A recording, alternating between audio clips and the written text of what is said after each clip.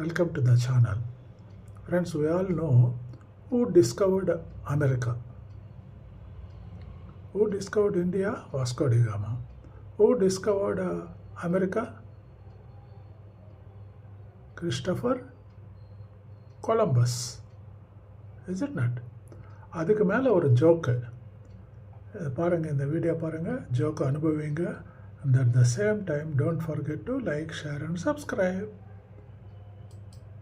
முக்கியமான காரணம் யாரு? கிறிஸ்டோபர் கொலம்பஸ் இல்லையா? ஆனால் அதை விட இன்னொரு முக்கியமான காரணம் ஒன்று இருக்கு. கிறிஸ்டோபர் கொலம்பஸ் நம்ம ஊர் பொண்ணை கல்யாணம் பண்ணாமல் இருந்தது. புரியல இல்லை? புரிகிற மாதிரி சொல்கிற பாருங்க. கொலம்பஸ் மட்டும் நம்ம ஊர் பொண்ணை கல்யாணம் பண்ணியிருந்தான்னா அமெரிக்காவை கண்டுபிடிச்சிருப்பான்னு நினைக்கிறீங்க? அவன் கிளம்பும் போதே எங்க போறீங்க, எப்போ வருவீங்க, நைட்டு சாப்பாட்டுக்கு வந்துடுவீங்களா, யாருங்க உங்களோட வராங்க, என்ன மறந்துட மாட்டீங்களே அப்படின்னு ஒரு 100 கேள்வியை 1000 எமோஷன்ல கேட்டா ஆணியே புடுங்க வேண்டான்னு. நல்ல வேலை கொலம்பஸ் காலத்தில் இவர் பிறக்கல,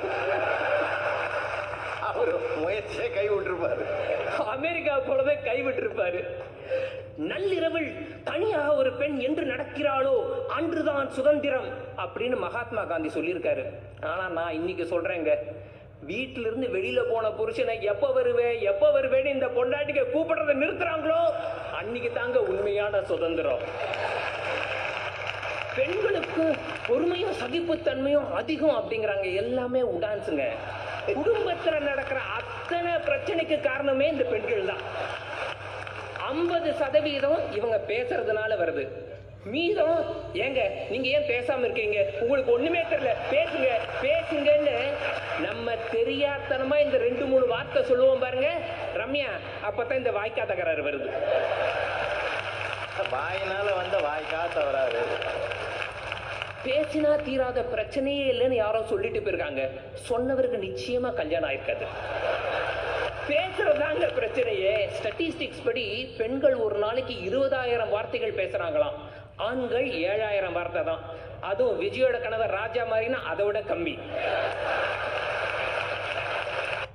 நம்ம இன்னைக்கு அமெரிக்கால